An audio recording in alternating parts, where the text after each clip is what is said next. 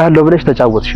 ምን መሰለህ መብትህን ሳይሆን የሰውን ነገር ለመውሰድ ነው ይሄን ሁሉ ነገር የምታደርገው። ለምንድን ነው ጻድቅ ለመሆን የምትሞክሪው? ባይገርምህ ሞክሬው የማላውቀው ነገር እሱ ነው። እና ምንድን ነው የምትይው? በመጀመሪያ ሙሉን አድምጠኝ። የምትሰራው ነገር ወንጀል እስከሆነ ድረስ ሁሉን ነገር በጥንቃቄ ማድረግ ነበረብህ። አንተ ግን በስነ ስርዓት እየተጠነቀቅክ አይደለም። አግዛለሁ ብለሽኝ ብር ተቀብለሽኛል። አንተ በቃ እሱን ብር ፍታው እና በነፃ ላግዝህ ነበር እንዴ? እኔ አላልኩም። እና ንገሪኝ፣ ምንድን ነው ያገሽኝ? ለሁለት ምን እያልክ ነው? ተመስገን ምን አልወድም ብትይ ነው? እድል እንኳን ምግብ ልትሰሪ ስትል እኮ አንቺ አልፈቀድሽለት። ተመስገን እባክህ ማንንም አትመን። እድል እኮ ምስኪን ልጅ ናት። እባክህ ምስኪን የሚባል ነገር የለም። እሺ ወይ ካልሆነ ደግሞ ንገሪኝ። ምንም ነው ነገር ብቻ በቃ እኔ ማንንም ማመን እየተወኩ ነው። ትሁቴ እሱ ትልቅ ራስን መጠበቂያ መንገድ ነው። አየሽ አሁን እንደዚህ ስትወኝልኝ ደስ ይለኛል። ይቅርታ አድርግለት እባክህ ይቅር በለኝ። ተነስሽ አባዬ፣ እውነቴን ነው የምልህ። ይቅር ካላልከኝ አልነሳም። አባዬ እየለመንህ እኮ ነው። ይቅር ብያለሁ። ይሄ ልጅ ይቅርታ አድርግለት ያልኩህ እንዲያምነኝ ነው። ማለት በጣም ክፉ ሰው ነው አባዬ፣ እባክህ አትመን ነው። አልገባኝም ቲና። አባዬ ይቅርታ አድርገለት እንዲገባ የፈለኩት በቅርቡ ነው ለመከታተል እንዲመቸኝ ነው። ያለሽ ነገር አለ? የሆነ ነገር ሳይዝ ይሄንን ቤት መተው አይፈልግ። አስመስል አባዬ። ነጭ ጸጉር ያበቀልኩ ትልቅ ሰው ነኝ፣ ማስመሰል አልችልም። አባዬ አስመስል ስልህ እኮ የሚያደርገውን ነገር እንደማያውቀውን ለማለት ነው። የሚጠላህን ሰው ማራቅ ከጀርባ እንዲወጋህ መፍቀር ነው አባዬ። መርዝ ሰጥቶኛል። ምን? ለምን? ተመስገንን ከሽምግልናው በፊት መርዤ እንድገለው። ምን አልሽው አንቺ? እሺ ብዬ ተቀበልኩት። ምን ልትገይው እንዴ? እንዴት እንደዛ አደርጋለሁ? አስፈራርቶሽ ነው እድል? አዎ እናትሽን ገልብሻለሁ ብሎኝ። ናቲ ሁሌም ከስተቱ አይማርም። ዛሬ ላይ እንግዲህ ራሱ የቆፈረው ጉድጓድ ውስጥ ገብቷል ማለት ነው። ለተመስገን የተዘጋጀውን መርዝ እድል አሳልፋ ለራሱ በቡና ሰጥታዋለች ማለት ነው። ናቲ እንግዲህ በተደጋጋሚ ተመስገንን ለማጥፋትና እሱን ለማሸነፍ የሚያደርገው ጉዞ ሁሌም ቢሆን ራሱን ነው እየጣለው ያለው።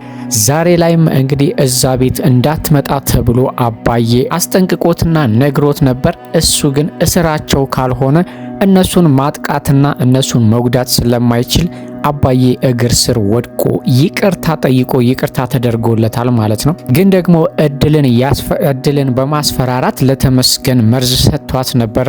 እድልን ደግሞ ቲና ለራሱ ስጪው እንዳለቻት ባለቻት መሰረት ለራሱ ሰጥታዋለች ማለት ነው።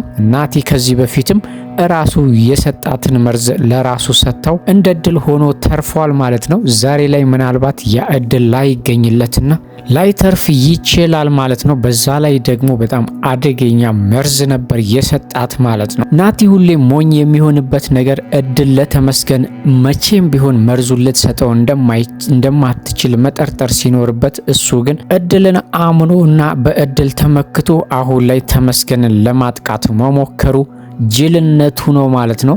አሁን ላይ እንግዲህ እድልን ቢያስፈራራትና እናትሽን እገልብሻለሁ ቢላትም እሷ ግን መርዙን አሳልፋ ለራሱ ሰጥታዋለች ማለት ነው።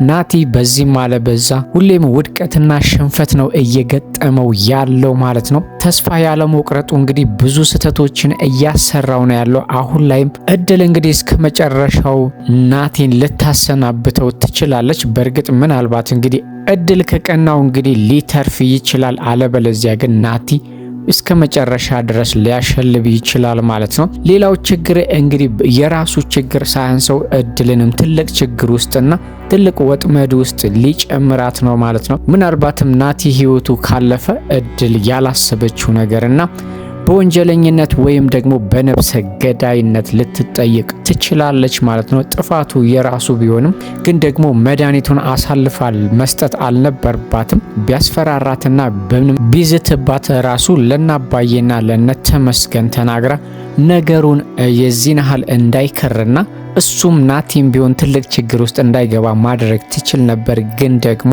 እድል ናቲን በጣም ስለምትጠላው የሱ ሞት ምንም አልመሰላትም ማለት ነው። ለዚህም ነው እንግዲህ ምንም ሳትራራ መርዙን አሳልፋ የሰጠችው ማለት ነው። አባዬም በተደጋጋሚ ናቲ እንዲታረምና መልካም ሰው እንዲሆን ብዙ ጊዜ ጥሯል ማለት ነው። እሱ ግን ከበቀልና ከተንኮል ውጪ ምንም ነገር ማድረግ ስላልቻለ ይባስ ብሎ እንደውም የአባዬን ቤት ለመሸጥ እያሰበ እንደሆነ ስላወቀ አባዬ እዛ ቤት እንዳይደርስ አድርጎት ነበረ።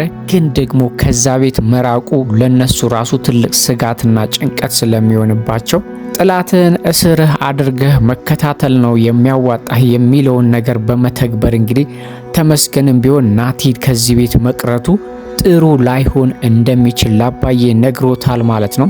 ይሄ ተደራርቦ ነው እንግዲህ አባዬ ናቲ ይቅርታ ሲጠይቅ በቀላሉ ይቅርታ ያደረገለት ማለት ነው። በዛ ላይ ደግሞ ቲና ናቲ ላይ ትልቅ ጨዋታ እየተጫወተች ነው ያለችው። ከዚህ በፊት 500,000 ብር ወስዳለች፣ ግን ደግሞ ምንም ነገር አልረዳችውም። ጭራሽ የራሱን ስራ ያበላሸችበት ትልቅ ስራውን ያበላሸችበት ራሷ ነች። አሁንም እንግዲህ ከአባዬ ጋር ለማስታረቅ 200,000 ብር መስጠት እንዳለበት ነግረዋለች ማለት ነው። እሱም አሁን ላይ ብቸኛ እንደሆነና እየተሸነፈ እንደሆነ ስለተሰማው ቲና የምትለውን ነገር በሙሉ ከማመን ውጪ አማራጭ የለውም ማለት ነው።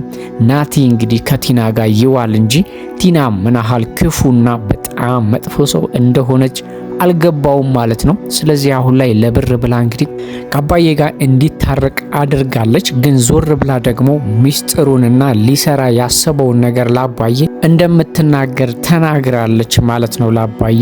አባዬም የናቲን ተንኮልና ሸሮችን በሙሉ እያወቀ እንዲያስመስል አስጠንቅቀዋለች ማለት ነው። አባዬ በእርግጥ እኔ ትልቅ ሰው ነኝ ማስመሰል አልፈልግም ቢልም ቲና ግን የናቲን ተንኮልና ሸር ለማጋለጥ የግድ ማስመሰል አለብን። እኔ ከስር እግር በእግር እየተከታተልኩኝ የሚሰራውን ስራ በጠቅላላ አከሽፍበታለሁ። አንተ ግን ምንም እንደማያውቁ ሆነህ ነገሮችን ማሳለፍ አለብህ ብለዋለች። ስለዚህ ቲና አሁንም ከናቲ ጋር ሆኛለሁ እያለች ከናቲ ጀርባ ግን ለናባዬና ለተመስገን ወሬ ለማቀበል ወይም ደግሞ እቅዱን ከኋላ ሆና ለማበላሸት አቅዳለች ማለት ነው። ናቲሻም እንግዲህ አጋዥ ያለኝ ብቻዬን አይደለሁም ተመስገንን የማሸንፍበት መንገድ ብዙ አማራጭ ነው ብሎ ቢያስብና ብሩን ለቲና እያወጣ ቢሰጥም ግን ደግሞ ቲና የውሸትና ቲና ከናባዬ ጎን ሆና የናቲን ስራና ተንኮል ለማበላሸት አቅዳለች ማለት ነው። እድል እንግዲህ በተመስገን ፍቅር እየናወዘች እንደሆነ ግልጽ ነው ማለት ነው። ትሁትም እንግዲህ ይህንን ነገር ጠርጥራለች። እድል አሁን ላይ በትካዜና በሐዘን እያሳለፈች ያለውን ቀን ፊቷ ላይ የሚነበበውን ሐዘንና ጭንቀት ትሁት አውቃለች ማለት ነው።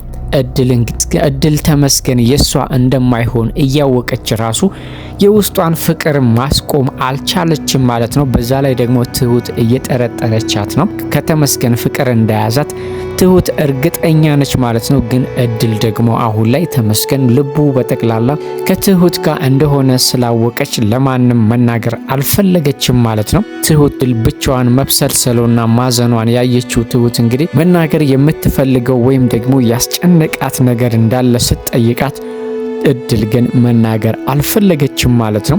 ጥሩ ነገር አድርጋለች። ምክንያቱም ይሄንን ነገር ብትናገር ሁሉም ሰው እሷ ላይ ነው የሚፈርድባት። በዛ ላይ ደግሞ ተመስገን ለሷ ምንም አይነት ፍቅር የለውም። አሁን ላይ ለትሁት ሽማግሌ ለመላክ እየተሰናዳ ስለሆነ አፏን ማበላሸት እንጂ ተመስገንን አፈቅረዋለሁ ብላ ለአንድ ሰው ብትናገር ራሱ መሳቂያ ከመሆን በስተቀረ ምንም አይነት አማራጭ ማግኘት እንደማትችል ስለገባት እድል አሁን ላይ በውስጧ ያለውን የተመስገንን ፍቅር አፍና ዝም ማለትን ብቻ መርጣለች ማለት ነው። ቲናም መሌን እንግዲህ የማታለሉን እንደቀጠለች ነው ያለችው ማለት ነው። ሜሪ ግን የሆነ የጠረጠረችው ነገርና ቲናና ሜሪ እንግዲህ መሌን ለማጥቃት እየሞከሩ ነው ያሉት። ምክንያቱም እሱ ከነሱ የሚፈልገው ነገር ቢኖርም ቲናን ግን በቀላሉ ለማታለልና ወይም የሷን ሀብት ንብረት መውሰድ በፍጹም አቅቶታል ማለት ነው። ሁሌም እያጃጃለችው ነው ያለችው ቲና ማለት ነው። ቲናን ማታለል በጣም ከባድ እንደሆነ ማንም አልገባውም ማለት ነው። ሜሪም እንግዲህ ከመሌ ጋር ወንድሜ ነው እያለች ታታልል እንጂ ቲና ሁሉንም ነገር አውቃለች ማለት ነው። ፍለፊቷ ብዙ የምታደርገውን ነገር እያየች እንግዲህ እያሞኘቻቸው ነው ያለችው ማለት ነው። መሌም ቲና ጋር ያለው ብር እንግዲህ ህጋዊ እንዲሆንለት በራሱ መንገድ እየጣረና ቲና ጋር እያጠራቀመ ነው ያለው። ቲና ግን ያንን ነገር በእጇ በቃኝ እስከምትል ድረስ ወደ እሷ አካውንት ውስጥ ብዙ ነገር ካጠራቀመ በኋላ ልታታልለውና ወይም ደግሞ ደብዛዋን ልታጠፋበት ነው ያሰበችው ማለት ነው። አሁን ላይ ግን መሌም በራሱ መንገድ ቲናን እያታለለ ነው። ግን ደግሞ ቲና እያታለለችው እንደሆነ በፍጹም አልገባውም ማለት ነው። አሁን ላይ እንግዲህ ቲና እንደ ስራ ብላ ሰዓት መድባለት ጊዜዋን ሰጥታ እየሰራች ያለችው ነገር የመሌን ሀብትና ንብረት ወደ ራሷ ማድረግ ነው ማለት ነው። ሜሪም በበኩሏ ቲና ጋር ያለው ብር ወደ እሷ አካውንት ውስጥ እንዲገባ መሌን ብዙ ጊዜ ደጋግማ እየጠየቀችው ነው ያለችው። ምክንያቱም ሜሪ መሌን አፈቅርሃለሁ ወይም ደግሞ እወድሃለሁ ብትለውም ወይም የቲናን ሀብትና ንብረት ከወሰዱ በኋላ አብረው ሊኖሩ ቢያቀዱም ሜሪ ግን ደግሞ መልሳ መሌን ለማታለልና ከጀርባው ደግሞ ሌላ ሴራ እያሴረች ነው ያለችው ማለት ነው።